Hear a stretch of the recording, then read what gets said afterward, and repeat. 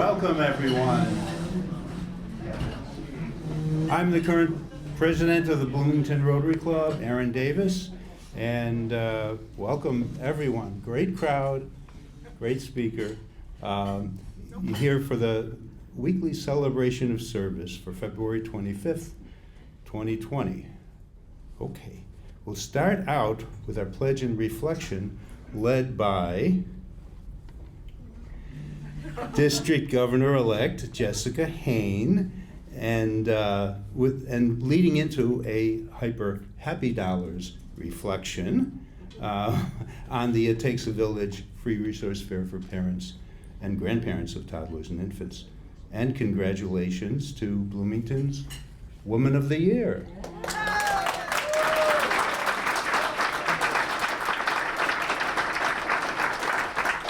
Please join me in the Pledge of Allegiance. I pledge allegiance to the flag of the United States of America and to the republic for which it stands, one nation, under God, indivisible, with liberty and justice for all. Thank you all very much. You can be seated. Well, thank you, Aaron, for inviting me today to offer the Rotary Reflection. I'm super excited, and we have less than 5 minutes to do this, so I am timing myself because that's just who I am. I'll tell you that you're gonna wanna get your wallets out and your purses before the end. So what I wanna talk to you about today is the second annual It Takes a Village resource fair for parents, infants, and toddlers, and grandparents of infants and toddlers, parents-to-be. This is the second year that we will be hosting this event. It is a joint service project between all three of our Bloomington clubs in partnership with the Bloomington Health Foundation. And last year, it was so much fun. Who was there last year and volunteered with us? Woo!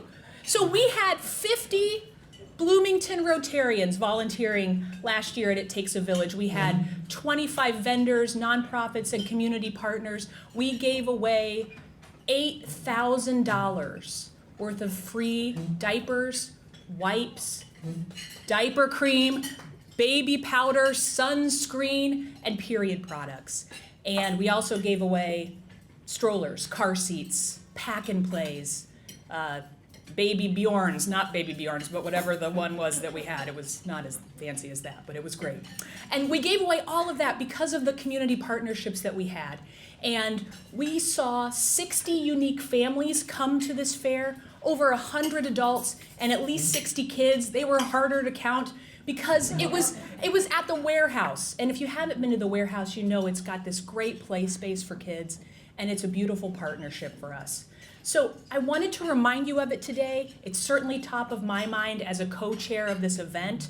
We are anticipating that the 2020 fair, which is on Saturday, May 16th from 11 to 2 at the warehouse, is going to be even better, even bigger, and we're going to give away even more. And our goal is to reach parents and grandparents and caregivers who need access to lots and lots of resources all at one time, who would benefit from education about safe sleep and proper nutrition and car seat safety and early childhood literacy and gosh, everything that you want to know when you're a new parent, right?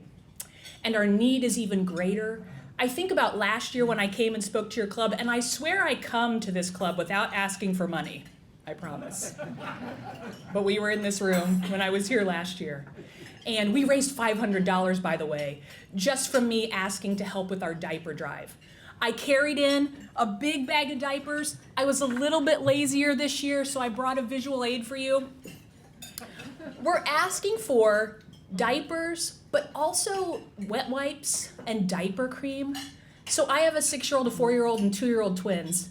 When the 6-year-old and the 4-year-old were young, we went through a container of diaper cream like this, like every month. Felt like we were applying it regularly and no big deal. And with the twins, we need this. It's a lot, right? These two items together, which is probably about 2 months, maybe 3 months of diaper cream, cost me $19 at CVS. So these really essential items are important for us to give away and to provide for families in our community. So today, I wanted to tell you that last year, the Warehouse, which is a corporate member of the Thursday Club, generously donated the space for us to have the event. And because we knew we needed to get off the ground as easily as possible. This year, they are donating meeting space for us, access to their customers and clients, and they've been storing an entire pallet of diapers for us for a year. So they are doing a lot of good, but they are also a really busy, high in demand location. And this year we said, we want to pay you for the space. And so I'm hoping to raise $1,200 today via Hyper Happy Dollars to help cover the cost of paying for the warehouse. I will tell you that I already have Jean Emery, $20, Jessica Hayne, $20, so that's 40, we're really close. Jean, could you stand up and help me? And who else wants to help us get to this level? Is this what I do? Do I run around? Yeah. Yes? Okay. Well, I've got 20. And so we're going to move relatively quickly. If you want to stand and express your happiness, please do when Jess, okay, Ann? We're accepting applications for the Rotary grant. I've got any, and the deadline's next Tuesday, 9. Okay. March 9th. So if you have any nonprofits who want to apply, be sure to remind them to get it to me by March 9th. Can you talk next week too? Huh? Thank you. And we will accept checks also made out to the Bloomington Rotary Foundation. Okay. Anyone else? Vaughn. Happy event last weekend. I attended 2 fundraising dinners for the Bloomington Playwrights. One hosted by our own Ann and Jim Bright, and the other by my great friend Kathy Savelli. So really enjoyed that. Okay. Thank you, Jessica. Thank you. And anyone else can, okay, we have some more. Jessica? I'll be here all day.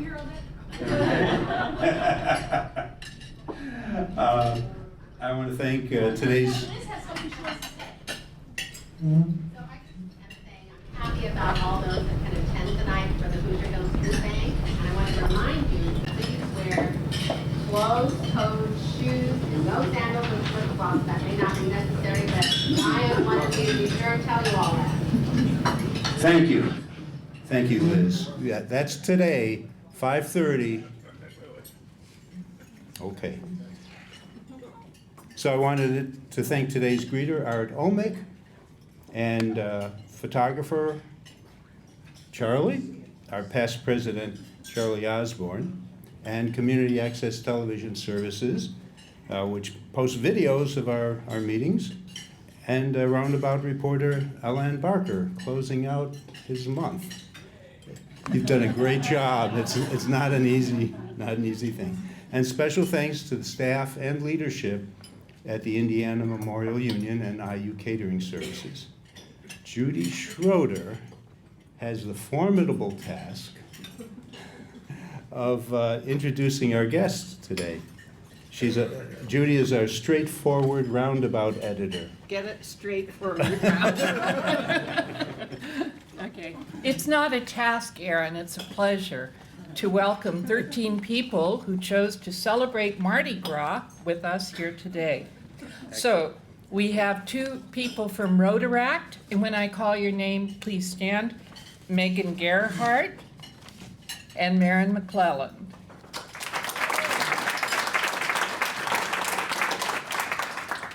Trent Deckard brought a guest, Isaac Washington from Friendship. It looks like Sarah Laughlin has 2 guests, Bill Brown and someone who might be related, Hannah Laughlin. Jean Emery also has 2 guests, Amanda Fox and Eileen Schaefer. We look like Noah's Ark here. We're doing it by 2s. Hank Walter also has 2 guests, Teresa Wyman Hi there, Teresa and John Summerlot.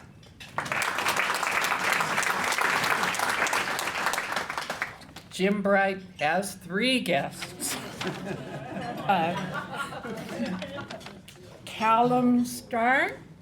Stewart. Okay, sorry. Claire Dahlman. And Sankalp Sharma. And last but certainly not least, C.M. Morrison has a guest, Ryan Cole. I think I got everybody. Welcome. Please come again. If you're interested in learning more about Rotary, talk to someone at your table or the person who brought you. Thank you, Judy. Rotary family news. Birthdays this week. Well, Glenda Murray mentioned her birthday last week, but it was February 24th. We knew she wasn't going to be able to attend today. We have a big birthday, though. Rotary was 115 years old February 23rd. So, World Rotary Day. Happy birthday. Membership anniversaries are lots, 40 years. Rotarians in the news, this could take an hour, but I'll leave off everybody who was in Bloom magazine in addition to Michael Shermas. Well, that includes NAACP's current president, William Vance, and also mentions of the good work of Leslie Green, Lynn Schwartzberg, John Berida, and Charlotte Zidlow. Smithville organizational representative here, Aaron Brewington, authored an article in that issue also. Yesterday's HT on page A6 had a photo of the check presentation from the Bloomington Rotary Toast and a nice write-up of the fundraising successes of the annual event hosted by all 3 Bloomington Rotary clubs. In its first 5 years, Rotary Toast has raised over $200,000 for local charities. The next Rotary Toast is November 6th. And as I already mentioned, Jessica Hain, our district governor-elect from Sunrise Club, has been named Woman of the Year by the city of Bloomington, along with Dr. Tashera Perry.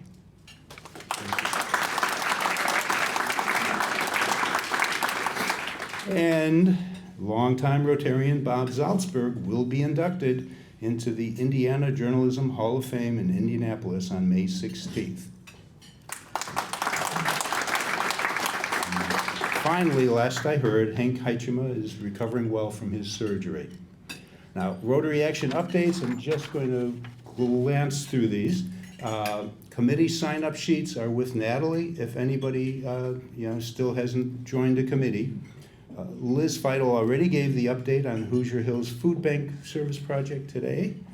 Art Omick, do you have an update on WTIU volunteer? WTIU telethon is this coming Sunday.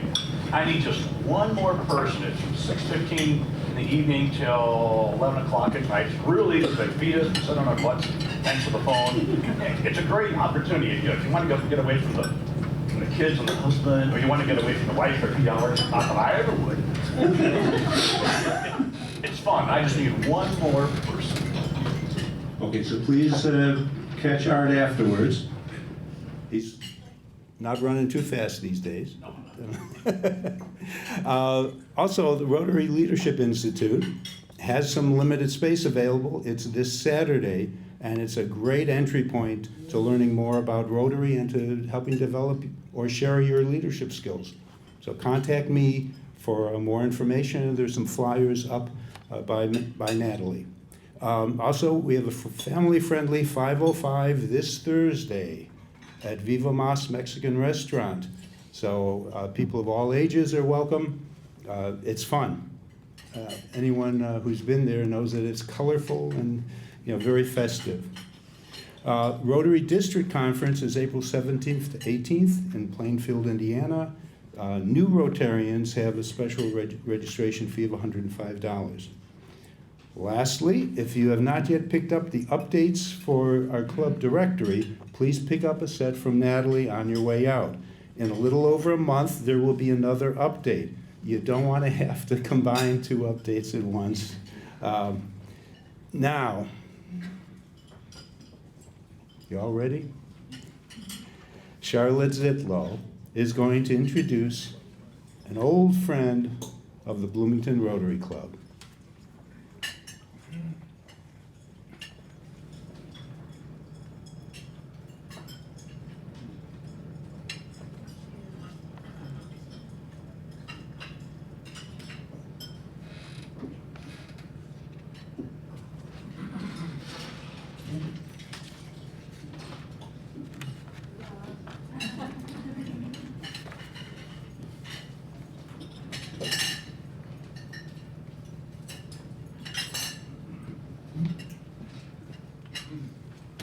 Hi, Charlotte. Hi, thank you.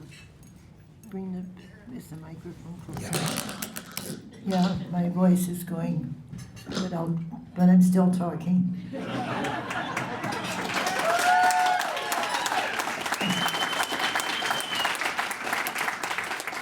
Watch out and listen up.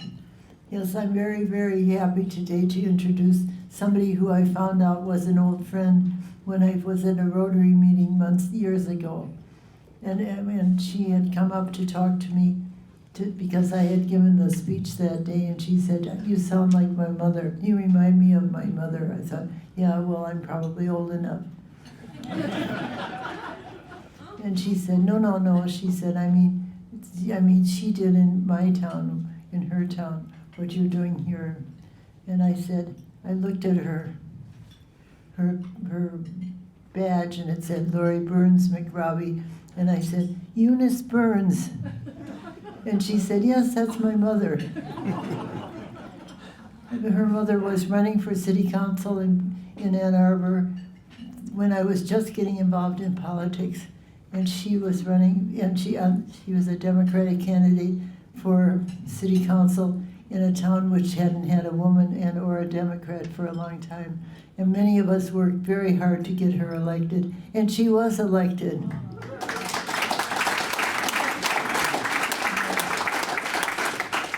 And she went on to be a very, very influential and effective member of the Ann Arbor City Council. And after that, more good followed, and eventually, I think the Democrats were ruling, with the exception of the SDS people who tried to, make it more or less. Oh dear. Yes. Well, anyway, so Lori's been here for a number of years now. I don't know how many, because she's become such an important part of the community. It just doesn't seem as if she was never here. She grew up in Ann Arbor. Her father was a professor at IU. At the U of M. They go blue. And I was a graduate there. Graduate student, graduate there. In fact, yeah. So Lori and I have gotten to know each other, and she's extremely interested. She worked with Middleway on the board, and she's gotten her degree in between. She found out she was pretty good at fundraising. The university found that out too, and of course she's never been able to stop doing good things for the university, and she's also been probably as proactive a first lady of the university as any ever. Although I can't remember back to the 30s. Okay, so anyway, we're lucky today to have some time with this wonderful woman, Lori Burns McRobbie.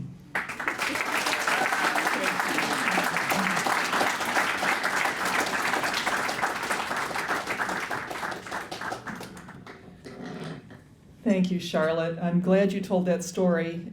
Some of you may have heard it before, and I will just say it was quite a moment when I discovered this connection that we had. And of course, the first thing I did when I left Rotary that day was to get on the phone and call my mother and say, I can't go anywhere without running into somebody who knows you, which is the lament of all my siblings. You have a mother, it's a wonderful thing, who's very involved in the community. So with that, I am really just delighted to be here. I think as Charlotte mentioned, I am a former member of Rotary, and it's not a stretch to say that everything I've done in Bloomington since I came in 2005, it's been 15 years, came from Rotary, came from the connections I made in Rotary and the relationships I've made in Rotary, my service on Middle Way House Board and Wonder Lab and so many other organizations in the community. And so I tell everyone I know who moves to Bloomington for the first time, first thing you should do is join Rotary, and you will get an introduction to the community like none other. So I am delighted to be back here and to talk a little bit more about my predecessors, and we can see whether I've been the most involved First Lady.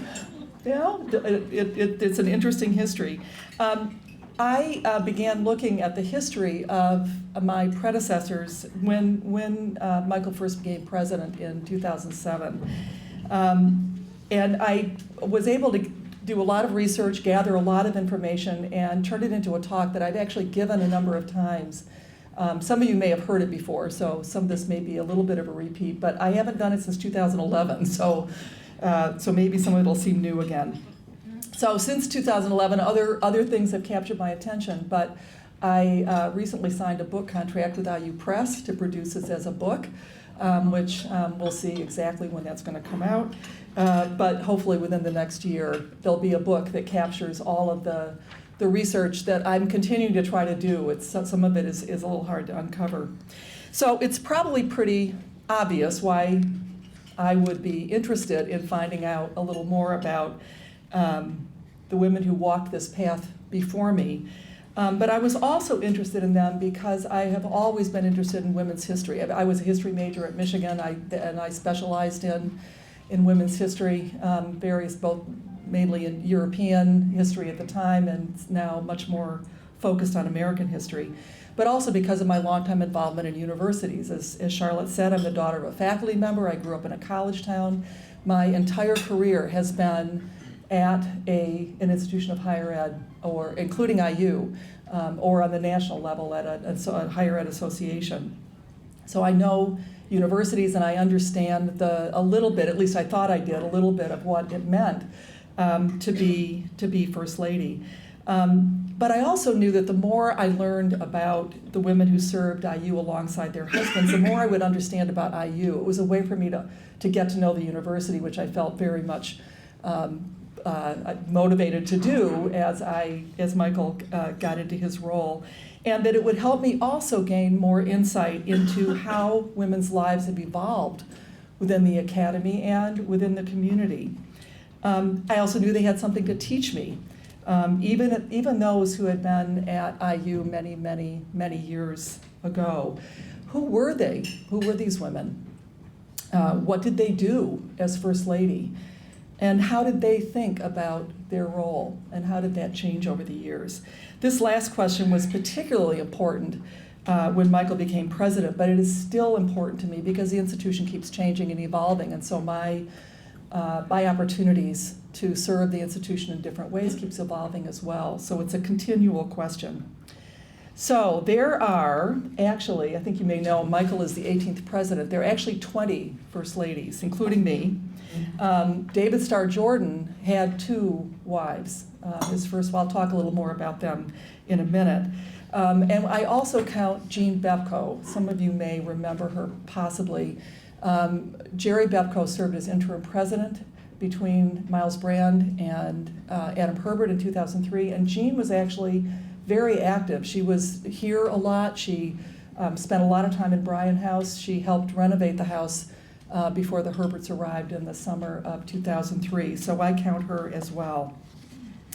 The 20 of us have served terms of enormously different lengths, from 6 months to 35 years. And as a group, we span, of course, 2 centuries. I use bicentennial, and so many different manifestations of the university that we've been part of.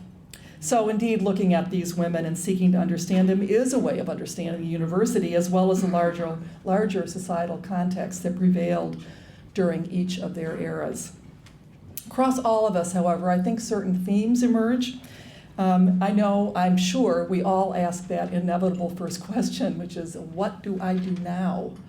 The exposure that university presidents have, especially now and especially at public institutions, means that the spouse, like the president, plays a representational role, plays a very public role. And there are, therefore, expectations and preconceived notions about what that might mean. But there is really not a job description. There's no FAQ, there's no manual. There have been a few studies and a couple of interesting books written on the role of the First Lady in American higher education. One of which was a book of essays that actually also included the results of a study that was done that Pat Ryan, many of you know Pat, of course, was a long time First Lady in the 70s and 80s. She was actually part of this book and has an essay in it as well. And another book called Spouse Work, which was written by the First Lady of Carleton College in Minnesota. And all of these actually focus on a contemporary reality of the role, which is the enormous change in women's economic and social circumstances that occurred after World War II, and how that has changed the nature of the role itself. Women are, of course, more educated and employed now, and it has become the norm for a First Lady, as it is for a First Gentleman, to either have or have left a professional career at the point that their spouse becomes an institutional leader. As we know, until about 40 years ago, the norm was the other way. It was the expectation was for the spouse to focus on home and family. And even if they had an advanced degree, very difficult for them to actually to break in. We always liked saying that Eleanor Ostrom, when she came, when Vincent, she was the trailing spouse in 1964, could not get a job for a few years, and she got her revenge, let's just say, going on to win the Nobel Prize. But I think even so the movement of a spouse, of course, into institutional leadership disrupts not just one's personal life these days, but it disrupts professional lives. Takes an adjustment. But I think that was probably true even for women back in the very early days of IU because of the nature of what the institution was like. So I don't have time to talk about all my predecessors. I'm going to try to do this fairly quickly, but you should each on your tables there are some copies of a timeline that has all of the First Ladies interspersed with notable events in IU's history and in national history. And if you run out, if you want to just look at it or leave it, I think we have a few more. And so this gives you a much better sense of the overview. So we will start at the beginning. And again, a lot of these women I think you're probably familiar with. You certainly know who Margaret Wiley is. She was the First Lady. She moved to Bloomington in 1829.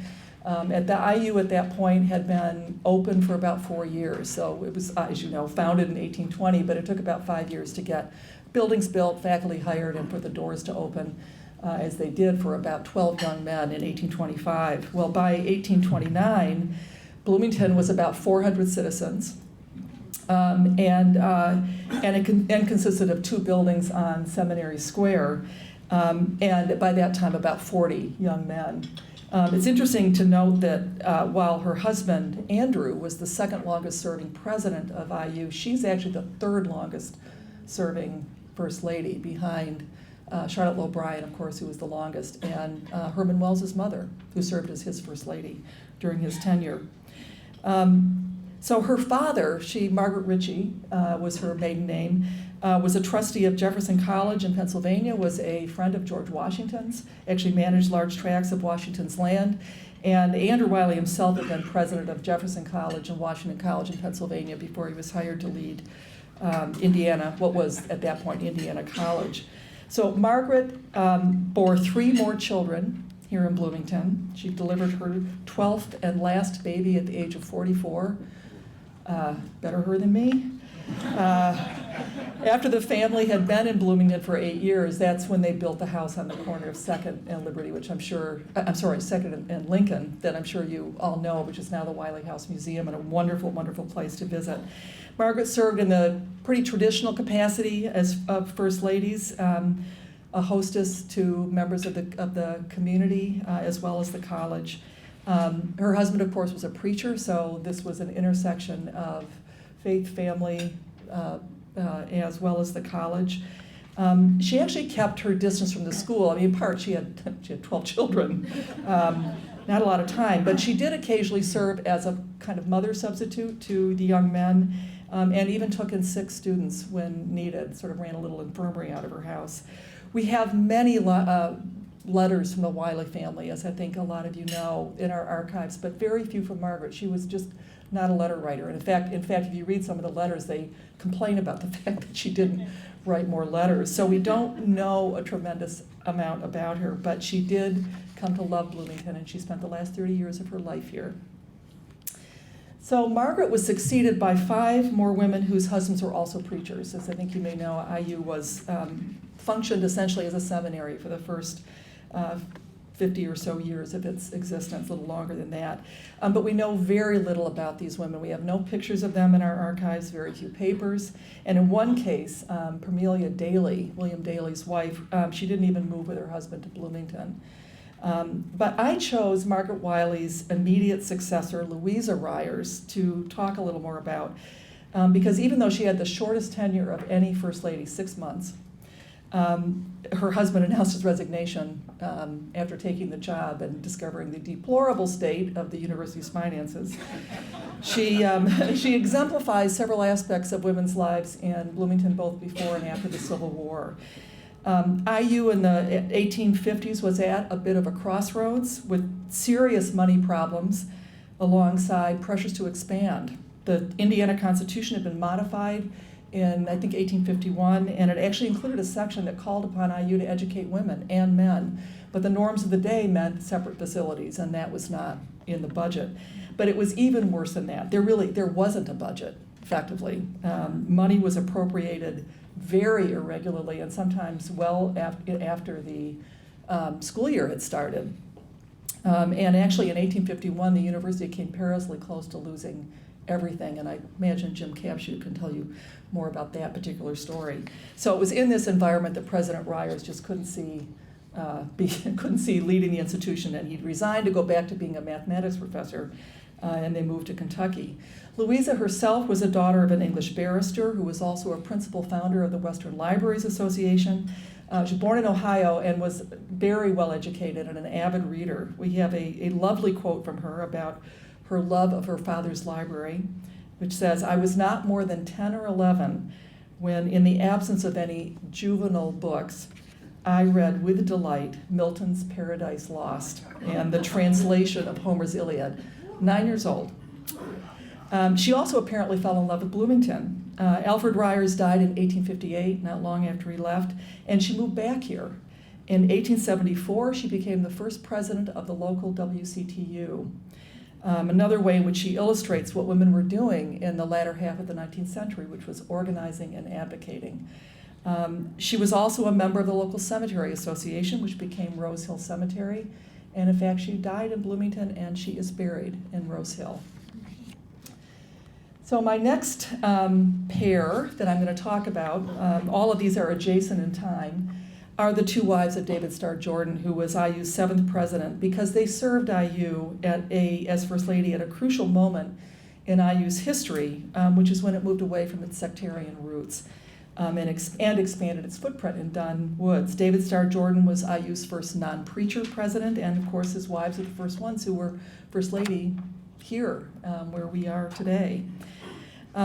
Susan Bowen Jordan died just a few months into President Jordan's term, leaving her husband with 3 children. But even in that short period, she had endeared herself to the community, and the IDS noted that, quote, Mrs. Jordan was as energetic as her husband, and in the short time she had been in Bloomington, became a popular figure. After her death, Jordan married again to Jesse Knight Jordan, who was a student at Cornell. Jordan was actually a trustee at Cornell at one point and went back there, and that's where they met. She shared her husband's professional and personal passions. Both of them were naturalists, scientists, and staunch anti-war activists. They led IU's first study abroad trips. Again, Jim knows quite a lot about this. There's a movement to resurrect some of those in the bicentennial year, and they really set in motion the great international tradition that has become a hallmark of Indiana University. Shortly after their wedding in 1885, Jordan was scheduled to give 10 lectures at various Indiana County Teachers Institutes, and Jessie became his helpmate, friend, and critic. She helped write his speeches and other communications. She herself was a world traveler, a dedicated scientist. She finished her bachelor's degree at IU after leaving her studies at Cornell. And so she saw the university from dual perspective, and she saw it as her duty to, as she put it, temper the scholastic with the social. And she would bring together the faculty and the students. She gave receptions for women students and for alumni, there she is with David Starr Jordan, and arranged many social evenings to vary the routine of college work. So she was really at the forefront of what we now think of as student life, helping to build an actual community on campus. David and Jessie Jordan left Indiana University in 1891 when President Jordan was hired to be Stanford University's first president. And I think, as you may know, Jordan apparently took nearly half the IU faculty with him to Palo Alto, which is why we can legitimately refer to Stanford University as the Indiana University of the West.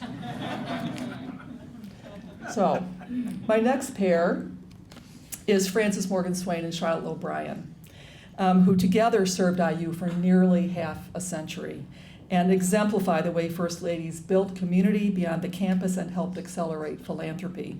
So Frances was sort of our first Hoosier First Lady.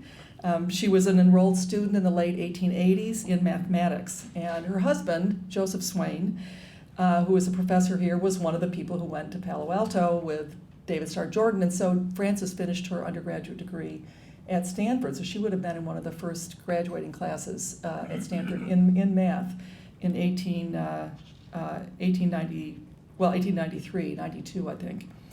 And then they came back here in 1893. She is also the first significant example of philanthropic leadership from the First Lady position, and I have to say she is an inspiration for me. In addition to helping to found a literary society and the Bloomington Women's Club, which is still active today, she served as president of the Women's Club. She was the central force in the existence of the student building. She actually proposed it herself to the trustees in 1901 as a women's building with a women's gymnasium and pool. She argued that social life for university women was so dismal that parents were reluctant to send their daughters to IU. There were no dorms, there was no union, there was no women's gym. And at the time, the idea that their daughters should slog through muddy streets to get to the campus was a harder sell for a lot of parents than it was, I think, for their sons. And by this time, there were nearly 400 women on campus, and IU was being looked to train the teachers for Indiana's burgeoning public school system in the state. So they needed to do something. Until this point, IU students and alumni had embarked on small-scale campaigns for tree plantings and plaques and so forth. But Frances Swain launched IU's first true capital campaign, as we understand them in today's world. And she raised the money to get this building built. She and her husband were the first donors to the campaign, and her husband was able to secure a matching gift from John D. Rockefeller Jr., who was, of course, investing in a lot of universities, most notably the University of Chicago. He was also apparently interested in some oil exploration in the state of Indiana. I don't know how successful that was. Rockefeller's matching gift came with strings, since, as he noted, male students had no dorms or union. He would give the money, but we needed to either build another building for the men or put a wing on the women's building. And so we had the student building rather than the women's building. When the building was dedicated in 1906, a plaque was installed in the entryway. I know you can't read it from here. Some of you may have seen this if you walk into the building. A plaque was installed in the entryway commemorating her role in creating the building. But in 2016, 110 years after the building was dedicated, the trustees agreed to rename the building in her honor. So it is now the Frances Morgan Swain Student Building. Charlotte O'Brien, her dedication to the academic enterprise was unquestioned. She was also an IU student, earning a bachelor's degree from IU in 1888 and a master's in 89, graduating with an almost perfect record. Within a month after she received her master's degree, she and her former philosophy professor were married. And he, as I think you may know, he's William O'Brien because he took her last name as his middle name. He's a very enlightened gentleman. She was a philosopher, scholar of Greek, and she collaborated with William on 3 books about Plato. In Town-Gone Relations, Mrs. Bryan worked with women in the community to establish Bloomington Hospital and the Bloomington City Library. She was a champion of IU's Memorial Fund campaign from 1921 to 26 following the First World War. She spoke of using the Memorial Fund to erect a stadium, the Union, the auditorium, and IU's first women's dormitory, which went up in, I think, in 1906. She believed these 4 buildings would make a difference in the life of the university, and obviously, here we are. She also designed the larger portion of Bryan House, hence the name. In fact, when the front staircase was built, she had made them rip it out because she thought the landing was too narrow. There's a bronze plaque in the house that some of you may have seen, sort of dedicating the house to her.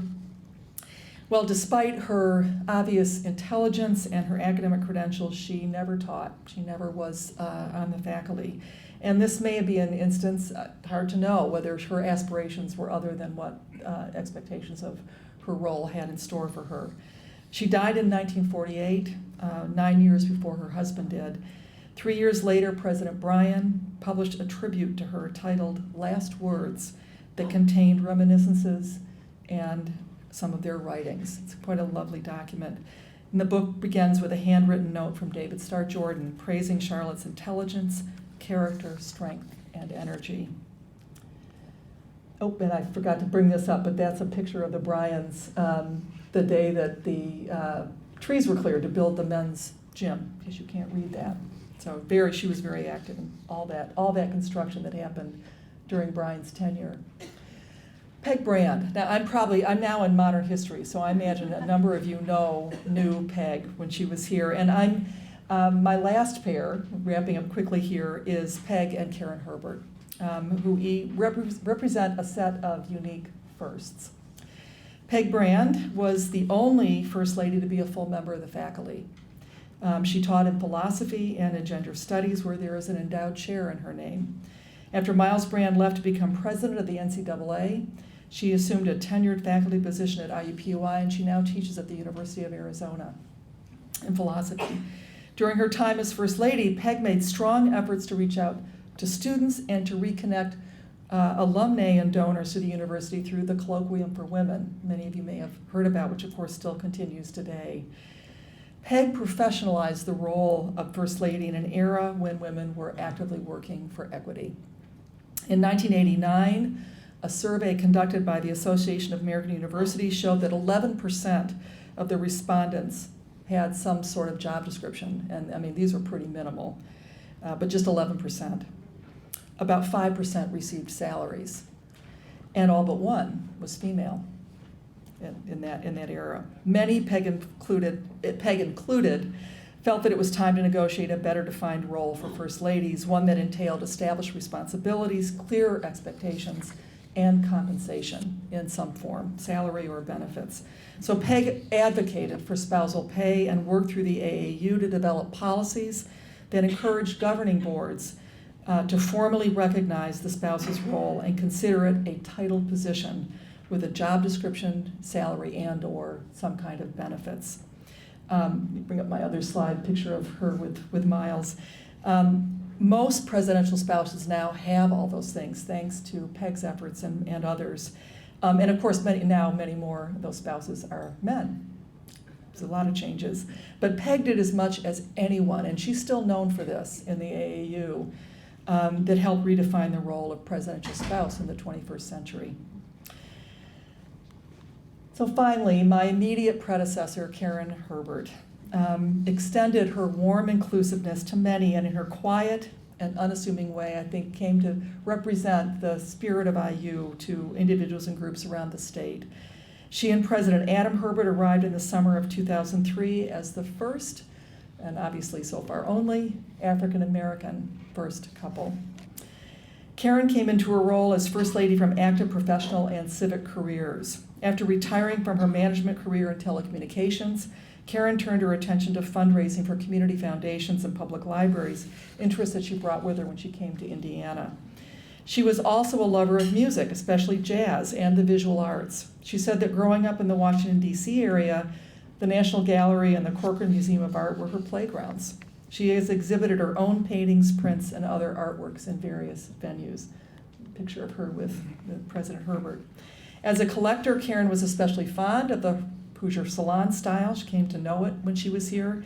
And she sponsored the restoration of John Edward Bundy's 1902 painting, View from the Bay, and ensured that it was added to the Hoosier Salon paintings on exhibit at the IU Art Museum at the time, now the Eskenazi Museum of Art. And this painting still hangs in Bryant House. Despite the fact that she kept quite a low profile, Karen was an important role model for many women of color on campus, and she spent a lot of time interacting with students of color around campus and bringing them into Bryant House.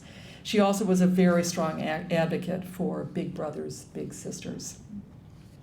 So, as I mentioned at the beginning, I knew I had much to learn from my predecessors, and diving into this history has given me many, many guiding lights. From Margaret Wiley, and indeed from all of them, I understood the importance of feeling at home in Bloomington, which I do, thanks to Rotary. From Frances Swain and Charlotte O'Brien, I found inspiration from my work in IU's advancement enterprise. From Herman Wells's mother, who I didn't talk about here, I found encouragement to reach out to alumni all over the world. And from Jesse Jordan and Pat Ryan, I found the courage to go back to school, which I did. And from all my contemporaries, I've learned valuable lessons about navigating through change and striking a balance between home and university life.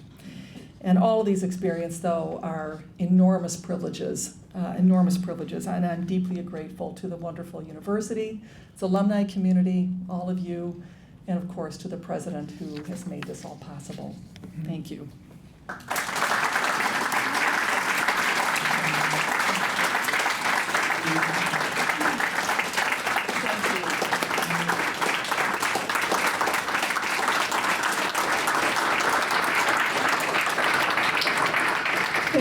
Thank you very much. I have one more task to do up here, and in the interest of time, I'm not going to take questions, but I will stick around after 1 o'clock, and you can ask me questions then.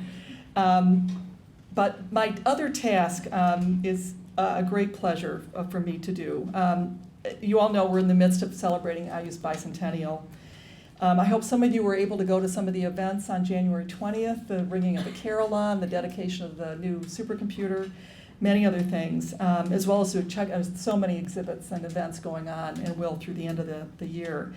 Under the leadership of Kelly Kish, the office of the staff of the Office of the Bicentennial has been working on an array of signature projects, one of which is the creation of a bicentennial medal. The medal was created to recognize individuals and organizations for their distinguished service in support of Indiana University's mission as a public university and who have broadened the reach of this mission through their personal, professional, artistic, or philanthropic efforts. The medal was designed by an IU professor in the Eskenazi School of Art, Architecture, and Design and is cast from the original bells that hung in the Francis Morgan Swain Student Building, which I think, again, you probably all know, the clock tower caught fire in 1991 and the bells fell and were broken. But we recovered the bronze and the medal is cast from this historic bronze. And today, in honor of her many contributions to this campus and to the city of Bloomington, it is my very great pleasure to present your fellow Rotarian and my dear friend Charlotte Zitlow with an IU Bicentennial Medal.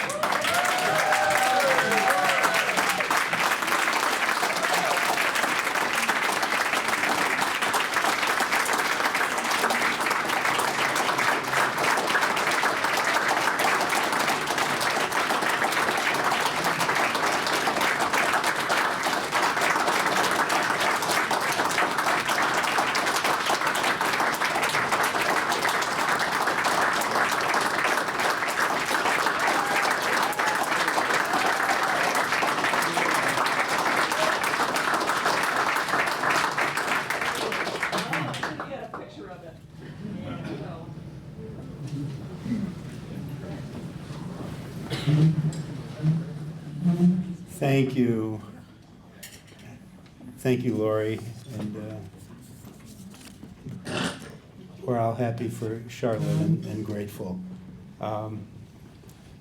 In honor of today's presentation, as usual, we're going to include a donation as part of our quarterly contribution to a local charity, My Sister's Closet. Our next celebration of service will be March 3rd at the IMU, but in staterooms east and west. We will hear from Nick Blandford of the Secretly group. What they do is not a secret, but I'm not telling. I do have a thought of the week.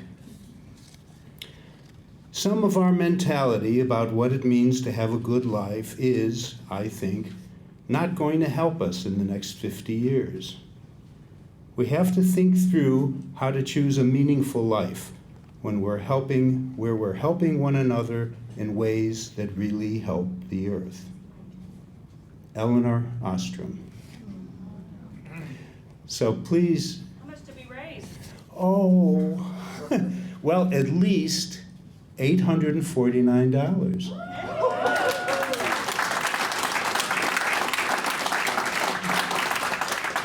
And now if you'll join me for the four-way test. Of the things we think, say, or do, first, is it the truth? Second, is it fair to all concerned? Third, will it build goodwill and better friendships? Fourth, will it be beneficial to all concerned? And fifth, is it fun?